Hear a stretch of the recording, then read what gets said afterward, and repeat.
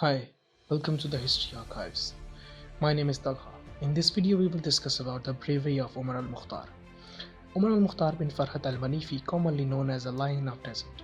He is the most famous leader of resistance in the eastern Libya against the Italian colonizers.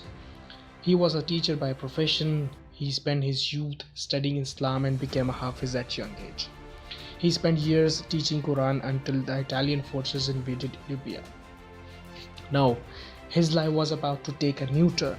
He turned as a general to save his people and became the national hero of Libya and the symbol of resistance in the Arabs.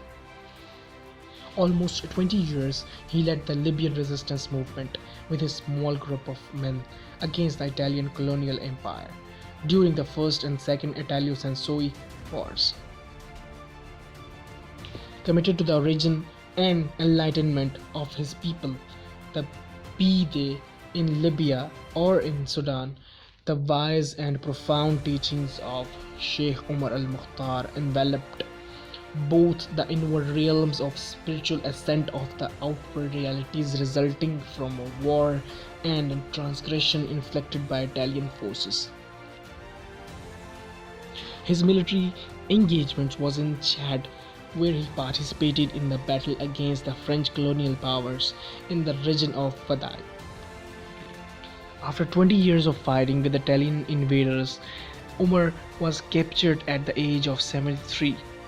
He was offered bribe to call off his men but always refused. On 16 September 1931, Omar Al Mukhtar was martyred or executed. If you like the video, please subscribe this channel and thanks for watching.